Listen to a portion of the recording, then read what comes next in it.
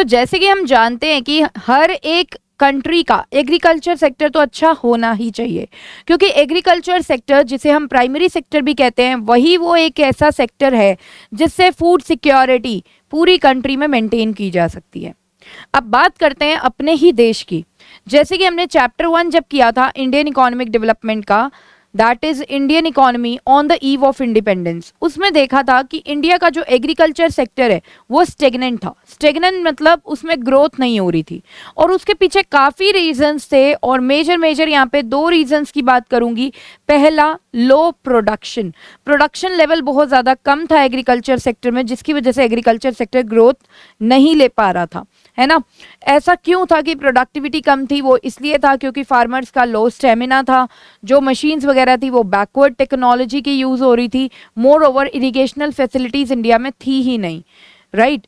India was totally dependent on rainfall for agricultural production. अगर rainfall अच्छी हो जाती थी तो एग्रीकल्चर सेक्टर में प्रोडक्शन अच्छी हो जाती थी, अगर रेनफॉल अच्छी नहीं थी तो प्रोडक्शन भी एग्रीकल्चर सेक्टर में अच्छी नहीं हो पाती थी।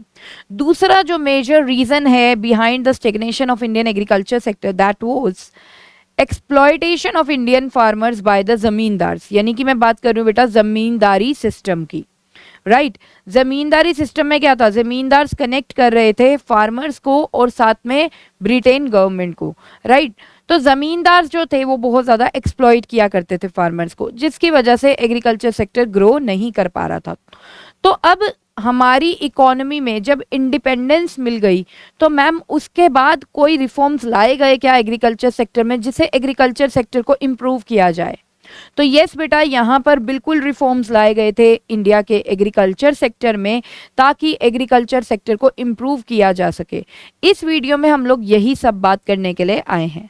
जय Shri Shyam everyone, this is your educator Sakshi Dua, welcomes you to class 12 grooming education. तो इस वीडियो में बेटा हम बात करने वाले हैं रिफॉर्म्स इन एग्रीकल्चर सेक्टर की। रिफॉर्म्स मतलब क्या मॉडिफिकेशंस आई, क्या चेंजेस आए एग्रीकल्चर सेक्टर में। तो जैसे कि मैंने आपको बताया कि इंडिपेंडेंस के बाद हमने अपने एग्रीकल्चर सेक्टर को इम्प्रूव करने के लिए उसमें चेंजेस लाए, that is called reforms in agriculture sector. तो अब हम देखते हैं बेटा क्या क्या रिफॉर्म्स आए। देखिए, बेसिकली 2 रिफॉर्म्स से मेजर मेजर जो आए थे, तो वो हैं रिफॉर्म्स इन एग्रीकल्चर सेक्टर में सबसे पहला ग्रीन रेवोल्यूशन, ठीक है।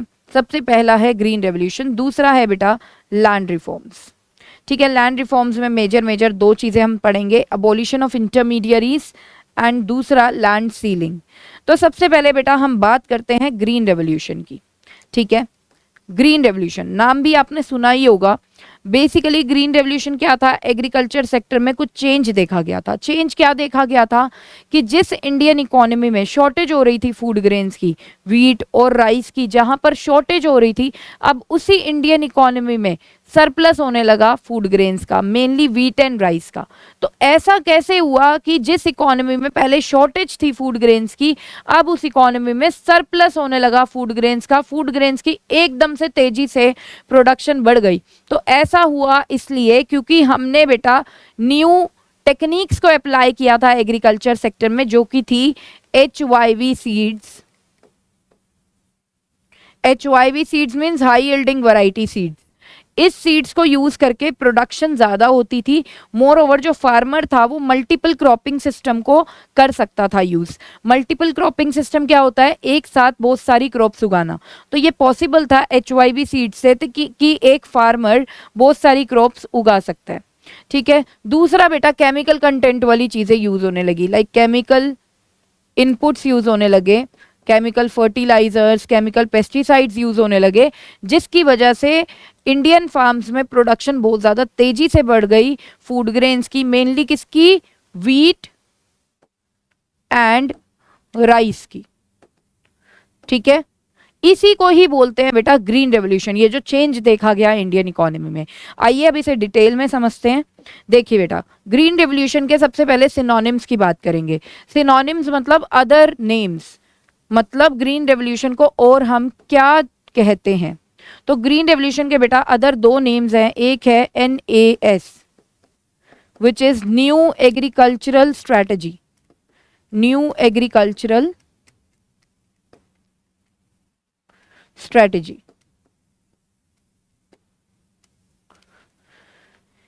दूसरा है बेटा द थर्ड एग्रीकल्चरल रेवोल्यूशन।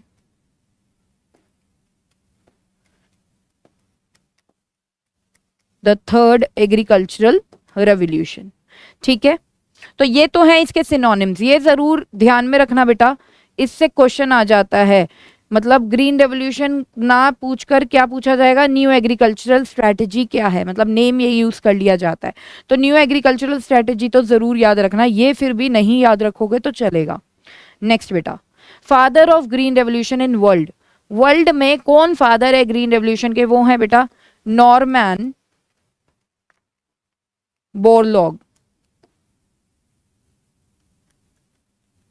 ठीक है, एमसीक्यू में पूछ सकते हैं। Next, father of green revolution in India. India में ग्रीन रेवोल्यूशन के फादर कौन है, वो है एमएस स्वामीनाथन। स्वामीनाथन, नोट कर लीजिए। चलिए आगे बेटा, अब मीनिंग देखिए। मीनिंग को समझने से पहले ये देखिए कि ये ग्रीन रेवोल्यूशन कब आया था इंडिया में। इंडिया में बेटा ये आया था 1960s में, बेसिकली लेट 1960s में आया था, 1965 के बाद ही आया था। ठीक है, तो अब ये ग्रीन रेवोल्यूशन क्या था, ये मैंने आपको बताया कि ये कुछ ऐसी चीजें थी कि हमने जैसे ही यूज करी, लेटेस्ट टेक्निक्स को यूज किया एग्रीकल्चर सेक्टर में, जो कि थी HYV seeds, chemical inputs like chemical fertilisers and chemical pesticides, तो उनको यूज करके हमने देखा कि इंडियन फार्मलैंड्स पे प्रोडक्शन बहुत ज़्यादा बढ़ गई है, प्रोडक्शन और प्रोडक्टिविटी बहुत ज़्यादा इंक्रीज हो गई है एग्रीकल्चरल क्रॉप्स की, मेनली वीट एंड राइस की। ये बताना बहुत ज़रूरी है कि मेनली वीट एंड राइस की। ठीक है, और किसकी वजह से, due to use of new scientific techniques, नई साइंटिफिक टेक्निक्स के यूज की वजह से, तो that is called green revolution. So green revolution meant to a series of initiative. Series of initiative means जो काम किए गए, वन बाय वन जो काम किए गए, that is called series of initiatives. ठीक है, so green revolution meant to a series of initiative occurred during 1960s। ये कब हुई, 1960s में। That increase the production and productivity of agricultural crops, जिससे प्रोडक्शन और प्रोडक्टिविटी एग्रीकल्चरल क्रॉप्स की increase हो गई। ठीक है, मेनली वीट एंड राइस की, due to use of some new scientific techniques. New scientific techniques को यूज करके, like HYV seeds and chemical pesticides, chemical fertilisers, तो इसे बोलते हैं ग्रीन रेवोल्यूशन। चलिए आगे चलते हैं। आगे बेटा, need for green revolution.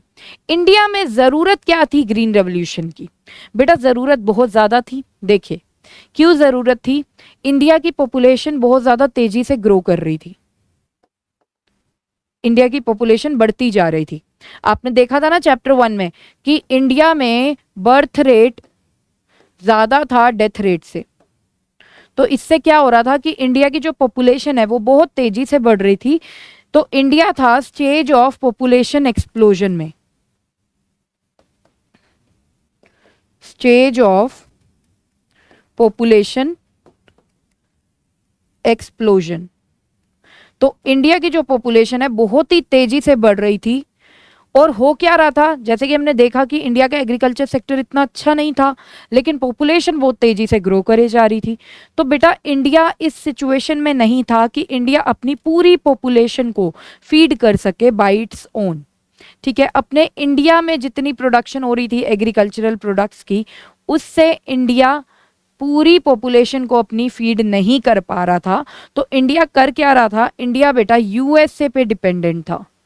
India USA से इंपोर्ट कर रहा था फूड ग्रेन्स। ठीक है, तो मतलब आप सोचो, हम इंडिया वाले यूएसए के ऊपर डिपेंड थे फूड ग्रेन्स के लिए। मतलब हम तो डिपेंडेंट थे फूड ग्रेन्स के लिए, मतलब हमारे यहाँ पे सेल्फ सफिशिएंसी नहीं थी फूड ग्रेन्स के मामले में। We were not self sufficient, तो सेल्फ सफिशिएंसी नहीं थी फूड ग्रेन्स के मामले में। तो इसी चीज को ठीक करने के लिए हम सेल्फ रिलायंट होना चाहते थे, हम सेल्फ रिलायंट होना चाहते थे। ठीक है, फूड ग्रेन्स के लिए हम खुद चाहते थे कि हमारी जितनी भी पॉपुलेशन है उसे हम इंडियन प्रोडक्शन से ही फीड करें। तो इसका मतलब होता है कि हम खुद चाहते थे कि हम फूड ग्रेन्स के लिए किसी और पे डिपेंडेंट ना रहें। किसी और पे डिपेंडेंट ना रहना उसे बोलते हैं सेल्फ रिलायंट। तो इंडिया सेल्फ रिलायंट बनना चाहता था in terms of food grains, जिसके लिए इंडिया वालों ने ग्रीन रेवोल्यूशन को इन्वेंट किया। ठीक है, तो यही नीड थी ग्रीन रेवोल्यूशन की कि इंडिया वाले सेल्फ रिलायंट होना चाहते थे फूड ग्रेन्स के मामले में। वो अब they didn't want to depend on USA for the import of food grains anymore. So they wanted to be self independent, that's why they invented the green revolution. चलिए next, benefits of green revolution. अब क्या benefits हैं, क्या advantages है green revolution के। सबसे पहला advantage बेटा, जो एग्रीकल्चरल प्रोडक्शन एंड प्रोडक्टिविटी थी वो इंक्रीज हो गई थी, है ना। तो एग्रीकल्चर सेक्टर में प्रोडक्टिविटी इंक्रीज हो गई थी। नेक्स्ट, सेल्फ सफिशिएंसी आ गई थी फूड ग्रेन्स में। अब इंडिया वाले किसी और के ऊपर डिपेंड नहीं थे फूड ग्रेन्स के, रादर इंडिया वाले तो अब एक्सपोर्ट भी कर पा रहे थे फूड ग्रेन्स को, है ना। नेक्स्ट, फार्मर्स जो थे इंडिया के वो अब उनके पास इतनी प्रोडक्शन हो जाती थी ग्रीन रेवोल्यूशन के इनपुट्स को यूज करने के बाद कि वो अपने लिए तो निकाल ही लेते थे, अपना वीट अपना राइस तो निकाल ही लेते थे जो उनकी फैमिली के लिए ज़रूरी था। उसके बाद भी जो एक्स्ट्रा प्रोडक्शन बच जाती थी तो उसे वो क्या करते थे, मार्केट में सेल कर देते थे, जिसे हम बोलते हैं मार्केटेड सरप्लस। तो यानी कि हम कह सकते हैं कि अब फार्मर्स कमर्शियल फार्मिंग भी करने लगे थे। कमर्शियल फार्मिंग मतलब फार्मिंग करना बाहर मार्केट में सेल आउट करने के लिए क्रॉप्स को। तो इससे क्या हो रहा था, इससे उनकी इनकम भी इंक्रीज हो रही थी। So the farmers were now selling a substantial amount of their produce in the market known as marketed surplus. तो जो फार्मर्स थे वो अपने प्रोडक्शन का कुछ पार्ट अब मार्केट में सेल आउट कर पा रहे थे, जिसे हम क्या बोलते हैं, marketed surplus.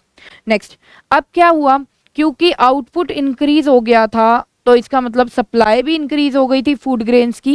And we know that कि किसी भी चीज़ की जब सप्लाई इंक्रीज हो जाती है बेटा तो उसका प्राइस कम हो जाता है ना। तो प्राइजेस ऑफ फूड ग्रेन्स क्या हो गए थे, अब कम हो गए थे इंडियन इकोनॉमी में, क्योंकि इंडियन इकोनॉमी में आउटपुट इंक्रीज हो गया था फूड ग्रेन्स का। अब इसका इम्पैक्ट क्या अच्छा आया, ये आया कि जो लो इनकम ग्रुप्स भी हैं, जो पुअर पीपल भी हैं, वो भी अब फूड को ईजिली बाय कर पा रहे थे। तो ये देखा जा रहा था। नेक्स्ट, आगे क्या है, जो गवर्नमेंट है वो बफर स्टॉक मेंटेन कर पा रही थी। अब ये बफर स्टॉक क्या होता है, स्टॉक ऑफ फूड ग्रेन्स जो गवर्नमेंट मेंटेन करती है। बेटा ग्रीन रेवोल्यूशन से पहले तो फूड ग्रेन्स की प्रोडक्शन इतनी हो ही नहीं रही थी ना कि इंडिया वाले खुद अपनी नीड्स भी पूरा कर लें, है ना। पॉपुलेशन को ही नहीं फीड कर पा रहे थे तो उस टाइम पे तो कैसे बफर स्टॉक मेंटेन होता।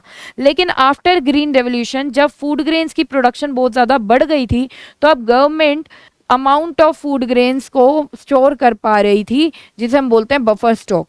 बफर स्टॉक में जो फूड ग्रेन्स होते हैं वो यूज़ किए जाते हैं इमरजेंसी के टाइम पे, ठीक है। जैसे कोई चीज़ ऐसी आई कंट्री में जिसकी वजह से पॉपुलेशन के पास अनाज वगैरह नहीं है, जैसे अर्थक्वेक आया, फ्लड आया, तो वहाँ पे लोगों को खाना अवेलेबल कराने के लिए बफर स्टॉक के फूड ग्रेन्स को यूज़ किया जाता है। दूसरा पीडीएस सिस्टम, पीडीएस मतलब पब्लिक डिस्ट्रीब्यूशन सिस्टम, जिसमें मतलब गवर्नमेंट पुअर पीपल को फूड ग्रेन्स अवेलेबल कराती है at very low rate through the ration shops और you can say fair price shops. तो बफर स्टॉक में से ही वो फूड ग्रेन सप्लाई किए जाते हैं। मतलब जो पीडीएस सिस्टम चल रहा है, पब्लिक डिस्ट्रीब्यूशन सिस्टम, वो भी बफर स्टॉक की वजह से ही चल रहा है। नेक्स्ट बेटा, it brought about large scale farm mechanisation. अब फार्म्स में मशीन्स वगैरह यूज होने लगी थी, है ना। लोगों की जो मेंटालिटी है वो भी इम्प्रूव होने लगी थी। अब जब लोगों ने देखा कि ग्रीन रेवोल्यूशन का तो बहुत अच्छा बेनिफिट आया है तो अब लोग ना चेंज को एक्सेप्ट करने लग गए थे और उन्हें कहीं ना कहीं पता लग गया था कि लेटेस्ट टेक्निक्स को यूज़ करना होगा, जिससे कि फार्म मैकेनाइजेशन हुआ, फार्म में मशीन्स वगैरह यूज होने लगी। Next, appreciable increase in the demand for labour force in rural areas for agriculture sector. अब लेबर की भी रिक्वायरमेंट बढ़ गई थी, क्योंकि अब जो फार्मिंग की जा रही थी वो मार्केट में सेल आउट करने के लिए भी की जा रही थी क्रॉप्स को, मतलब कमर्शियल फार्मिंग की जा रही थी। तो इससे क्या हुआ, लेबर की भी रिक्वायरमेंट बढ़ गई थी, क्योंकि जहां आप प्रोडक्शन कर रहे हो तो आपको लेबर तो चाहिए ना प्रोडक्शन की देखरेख करने के लिए। तो लेबर की रिक्वायरमेंट्स बढ़ गई थी, डिमांड बढ़ गई थी रूरल एरियाज में भी। नेक्स्ट, अब हम देखेंगे बेटा रिस्क क्या थे ग्रीन रेवोल्यूशन के, ठीक है। तो रिस्क ये थे, risk associated with green revolution, कि ग्रीन रेवोल्यूशन के जो ये इनपुट्स थे ना बेटा, ये बहुत ज़्यादा महंगे थे, तो स्मॉल फार्मर्स इन इनपुट्स को अफोर्ड नहीं कर पा रहे थे, बट जो लार्ज फार्मर्स थे, जो बिग फार्मर्स थे, जो रिच फार्मर्स थे, वो बहुत ईजिली अफोर्ड कर पा रहे थे। तो क्योंकि यहाँ पे ह्यूज कैपिटल इन्वेस्टमेंट की रिक्वायरमेंट होती है, जिसकी वजह से स्मॉल फार्मर्स इसे अडॉप्ट नहीं कर पा रहे थे, लेटेस्ट टेक्नोलॉजी को एंड लेटेस्ट मेथड्स को। तो ग्रीन रेवोल्यूशन का जो बेनिफिट है ना, वो ज़्यादा रिच फार्मर्स ही ले पा रहे थे, बट जो स्मॉल फार्मर्स है वो उसे नहीं ले पा रहे थे, जिसकी वजह से जो उनकी इनकम में गैप था वो और ज़्यादा इंक्रीज होता जा रहा था, क्योंकि अब रिच फार्मर और रिचर होता जा रहा था, है ना। तो this could result in increase of disparities between small and big farmers. Disparities मतलब इनइक्वालिटीज, तो inequalities in terms of income, inequalities in terms of wealth जो थी वो इंक्रीज हो गई थी between the rich farmers and the poor farmers. Next बेटा, more over क्या देखा गया कि जो ग्रीन रेवोल्यूशन के बेनिफिट्स है ना, वो सारे फूड ग्रेन्स में नहीं देखे गए, मेनली 2 फूड ग्रेन्स में अच्छे से देखे गए, जो कि है व्हीट एंड राइस। तो उन फार्मर्स को ही फायदा हो पाया, या उन्हीं स्टेट्स में बस फायदा हो पाया जिसमें राइस एंड व्हीट की प्रोडक्शन ज़्यादा हुई, ठीक है। नेक्स्ट, इसमें बेटा rise in unemployment, unemployment increase हो गया अब अनस्किल्ड लेबर का, अनस्किल्ड वर्कर्स का, क्योंकि देखो ग्रीन रेवोल्यूशन में जो वर्कर्स चाहिए थे वो ऐसे चाहिए थे जो अब ग्रीन रेवोल्यूशन के इनपुट्स को यूज़ करना जानते हैं। अब स्किल्ड वर्कर की रिक्वायरमेंट थी यहाँ पर, तो क्योंकि ग्रीन रेवोल्यूशन के आने से अब स्किल्ड वर्कर की रिक्वायरमेंट थी और अनस्किल्ड वर्कर की अब कोई ज़रूरत नहीं थी, तो अनस्किल्ड वर्कर्स में बेरोजगारी का मामला बढ़ गया था।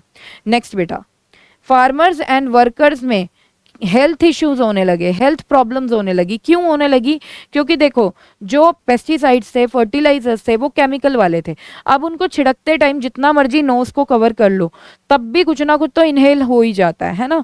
तो पॉइजनस थे ये पेस्टिसाइड्स एंड फर्टिलाइजर्स, जिसकी वजह से हेल्थ इश्यूज होने लगे, अस्थमा वगैरह की बीमारी होने लगी फार्मर्स एंड वर्कर्स को।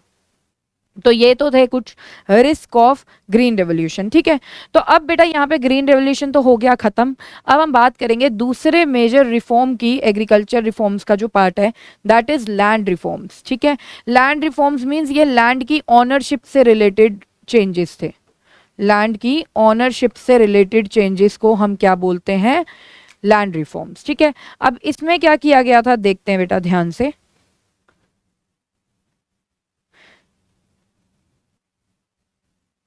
देखिए बेटा, जमींदारी सिस्टम में हमने क्या सीखा? जमींदारी सिस्टम, जमींदारी सिस्टम में हमने देखा कि बीच में होते हैं जमींदार,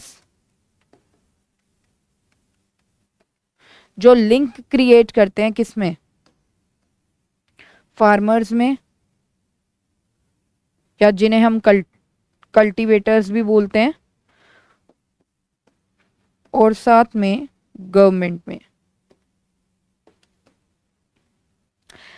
जमींदार कौन होते हैं? लैंड ओनर्स, जिनका लैंड है, राइट। तो जमींदार के लैंड पे ही ये जो फार्मर्स हैं ये कल्टीवेशन किया करते थे, फार्मिंग किया करते थे, इसीलिए हम इनको कल्टीवेटर्स भी बोल सकते हैं, ठीक है। तो ये फार्मर्स टेनेंट्स थे जमींदार्स के। तो जमींदार्स क्या करते थे? इनसे काफ़ी हैवी रेट चार्ज करते थे, हैवी रेंट चार्ज करते थे, बहुत ही ज़्यादा रेंट चार्ज करते थे, ठीक है। जितनी इनकम ये फार्मर्स को आती थी यहाँ पे फार्मिंग करके, वो सारी की सारी कौन रख लिया करते थे? जमींदार। फिर उसमें से अपना हिस्सा रख के ये बाकी गवर्नमेंट को दे दिया करते थे टैक्स की फॉर्म में, जिसे हम क्या बोलते हैं? लगान, ठीक है। तो इनको लगान देना होता था जमींदार्स को, गवर्नमेंट को, ठीक है। अब लगान देने के चक्कर में ये फार्मर्स को एक्सप्लॉइट करते थे, मारा पीटा करते थे अगर वो ठीक टाइम पे इन्हें पैसा जमा नहीं करा रहे हैं। तो ये बहुत ज़्यादा पुश करते थे फार्मर्स को, तुम इनकम जनरेट करो, इनकम जनरेट करो। और मोर ओवर वो इनकम जनरेट भी करते थे तो सारी इनकम ये लोग रख लेते थे। और जो बात निकल के सामने आई थी, ये जो जमींदार थे ये लैंड की इम्प्रूवमेंट के लिए भी कुछ नहीं करते थे कि एग्रीकल्चर सेक्टर ग्रो करे, है ना, सिर्फ ये रेंट ले लेते थे बट लैंड के लिए कुछ भी नहीं करते थे। तो ये बहुत ही ज्यादा प्रॉब्लम्स आ रही थी जमींदार की वजह से। जमींदार कौन थे बेटा? इंटरमीडियरी। इंटरमीडियरी, इंटरमीडियरी कौन होते हैं? जो मिडल मैन होते हैं, ठीक है। तो जमींदार क्या थे? मिडल मैन थे ना, between the farmers and the government.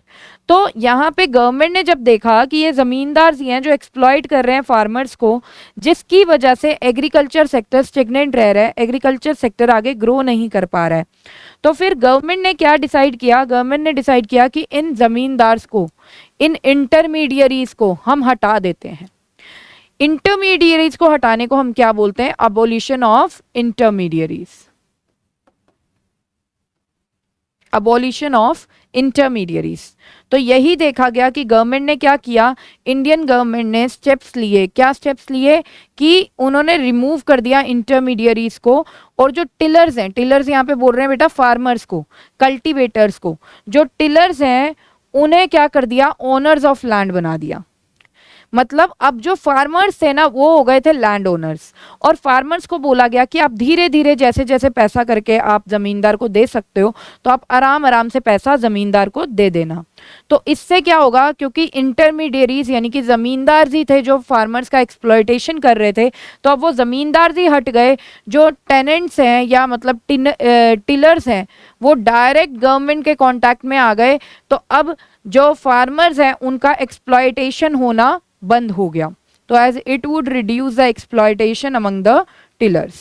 Next बेटा, tenants will come in direct contact with the government. अब जो टेनेंट्स हैं वो डायरेक्ट कॉन्टैक्ट में आ जाएंगे गवर्नमेंट के।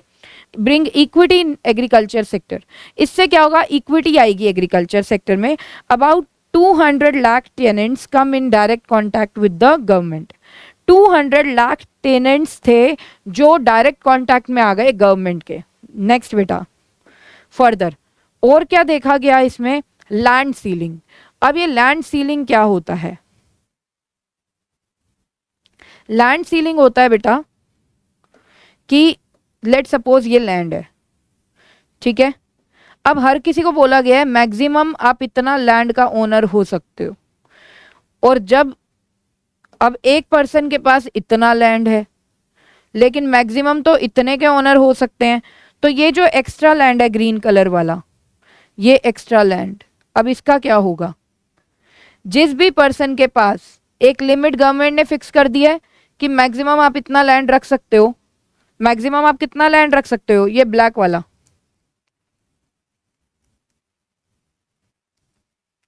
ठीक है, मैक्सिमम इतना लैंड कोई रख सकता है, ये गवर्नमेंट ने लिमिट फिक्स कर दी, ठीक है। लेकिन एक पर्सन है राम, ये उसका लैंड है, तो उसके पास एक्स्ट्रा लैंड है, ये ग्रीन कलर वाला क्या है? एक्स्ट्रा लैंड है। तो अब इस एक्स्ट्रा लैंड का वो क्या करेगा? ये एक्स्ट्रा लैंड उसे गवर्नमेंट को वापस देना पड़ेगा, गवर्नमेंट को देना पड़ेगा, ठीक है। अब गवर्नमेंट इसको लेकर किसे दे देगी बेटा? स्मॉल फार्मर्स को दे देगी, जो लैंडलेस फार्मर्स हैं जिनके पास लैंड नहीं है उनको दे देगी। This is called land ceiling. Land ceiling मतलब एक लिमिट इंपोज कर देना। तो एक लिमिट ऑनरशिप ऑफ लैंड पे क्या कर दिया है? इम्पोज कर दिया regarding the ownership of land, कि इतने एरिया का लैंड का ओनर ही हो सकते हो। अगर किसी के पास एक्स्ट्रा लैंड है बियॉन्ड दैट लिमिट, अगर कोई लैंड है किसी के पास यानी कि एक्स्ट्रा लैंड है, तो वो एक्स्ट्रा लैंड क्या करेगा? कोई पर्सन जिसके पास एक्स्ट्रा लैंड है वो गवर्नमेंट को दे देगा, और गवर्नमेंट स्मॉल वर्कर्स को, स्मॉल फार्मर्स को, लैंडलेस फार्मर्स को दे देगी, ठीक है। तो इससे क्या होगा? इससे इक्विटी आएगी, जिन फार्मर्स के पास लैंड नहीं है उनके पास लैंड आ जाएगा। तो it refers to fixing the specified limit of land which could be owned by an individual. तो इसमें क्या होता है कि फिक्स करना एक स्पेसिफाइड लिमिट लैंड की जो एक पर्सन ओन कर सकता है। बियॉन्ड द स्पेसिफिक लिमिट, उस लिमिट के बियॉन्ड जाके all land belonging to particular person, जितना भी लैंड है जो उस पर्टिकुलर पर्सन का है, would be taken over by the government, वो गवर्नमेंट टेक ओवर कर लेगी, and would be allotted to the landless cultivators and small farmers. Allotted मतलब डिस्ट्रीब्यूट कर दिया जाएगा। किनको डिस्ट्रीब्यूट कर दिया जाएगा? Landless cultivators and small farmers को, ठीक है। तो अब आइए बेटा देखते हैं कि अब इन दोनों के डीमेरिट्स क्या थे, ड्रॉबैक्स क्या थे। चलिए, drawbacks, implementation of land ceiling legislation was delayed by big landlords. ये जो लैंड सीलिंग वाला लेजिस्लेशन था ना, ये जो मतलब लॉस चल रहे थे, ये कौन डिले करवा रहा था? बिग लैंडलॉर्ड्स कहीं ना कहीं अपने कोई सिस्टम करके उसे डिले कर रहे थे। डिले टाइम को यूज किया गया कि जो भी एक्स्ट्रा लैंड है, ठीक है, जैसे आपने राम का देखा ना, ग्रीन वाला लैंड था ना राम का, ग्रीन वाला लैंड एक्स्ट्रा लैंड था राम का। तो राम ने क्या किया, ये जो डिले टाइम हो रहा है इतने में क्या किया, अपने किसी क्लोज रिलेटिव के नाम अपना वो लैंड कर दिया। जैसे मान लो अपने किसी कजन ब्रदर के नाम अपना ये एक्स्ट्रा लैंड कर दिया कि गवर्नमेंट को ना देना पड़े, है ना। तो ये जो एक्स्ट्रा लैंड हुआ करता था, सबने क्या करा, नेम ऑफ क्लोज रिलेटिव्स के नाम पे रजिस्टर करा दिया था, जिससे कि उन्हें वो एक्स्ट्रा लैंड गवर्नमेंट को नहीं देना पड़ेगा। नेक्स्ट बेटा, और क्या देखा गया,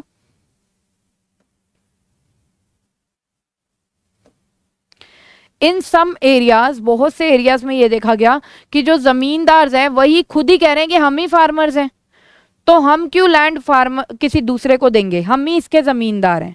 ठीक है, ये मैं बात कर रही हूँ बेटा उसकी अबोलिशन ऑफ इंटरमीडियरीज की, कि जमींदार ने खुद ही बोल दिया हम क्यों बीच में से हटे, हम ही फार्मर हैं, इस लैंड पे हम ही फार्मिंग करते हैं। ठीक है, next, in some cases the formal zamindars continue to own large areas of land by making use of some loopholes in the legislation. loopholes मतलब कमियां।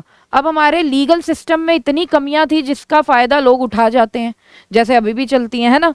तो उस टाइम पे भी बेटा जो जमींदार थे ना, उन्होंने कुछ कमियों का फायदा उठाते हुए लीगल सिस्टम के खुद ही वो ऑनर्स बने रहे, उन्होंने टिलर्स को ऑनर नहीं बनने दिया। Next, even after getting the ownership of land, जबकि ऑनरशिप ऑफ लैंड मिल भी गई थी कुछ टिलर्स को, लेकिन वो फिर भी सेटिस्फाइड नहीं थे। क्यों सेटिस्फाइड नहीं थे? उस लैंड को मिलने का उन्हें फायदा नहीं था, क्योंकि वो लैंड ही बेटा इनफर्टाइल था, मतलब उस लैंड पे ढंग से एग्रीकल्चर फार्मिंग हो ही नहीं सकती थी, उस लैंड पे ठीक से फार्मिंग हो ही नहीं सकती थी। तो इनफर्टाइल लैंड मिला था जिसका कोई फायदा नहीं था। तो यहाँ पर बेटा ये था रिफॉर्म्स इन एग्रीकल्चर सेक्टर की सिचुएशन को इंप्रूव करने के लिए, that is green revolution, land ceiling and abolition of intermediaries. ठीक है, तो यहाँ पर गाइस ओवर करती हूँ आज का topic, that is reforms in agriculture sector. अगर आपने जो भी इसमें मैंने आपको पढ़ाया है, अगर आपको कोई भी डाउट है तो आप हमें कमेंट सेक्शन में पूछ सकते हैं, हमारी जो टीम है वो आपको as soon as possible reply करेगी। और यहाँ पर अगर आप चाहते हैं कि जो आपके डाउट्स हैं वो रियल टाइम बेसिस पे क्लियर हो, मतलब जिस टाइम आप पूछ रहे हो उसी टाइम क्लियर हो, तो बेटा हम लाइव सेशंस कंडक्ट करते हैं जो आप ज्वाइन कर सकते हैं। ठीक है, लाइव सेशंस कंडक्ट होते हैं हमारे मंडे एंड थर्सडे, टाइम रहता है बेटा 3:30 PM। तो 3:30 PM मैं आप लोगों के लिए लाइव आती हूँ हमारे चैनल पर, तो आप भी उस टाइम पे लाइव आ सकते हैं और आपके जो भी डाउट्स हैं आप उसे क्लैरिफाई कर सकते हैं ऑन रियल टाइम बेसिस। तो यहाँ पर गाइस इजाजत चाहती हूँ सेशन को एंड करने की, मिलते हैं हमारे नेक्स्ट सेशन में। Till then bye bye, take care, keep studying, जय श्री श्याम।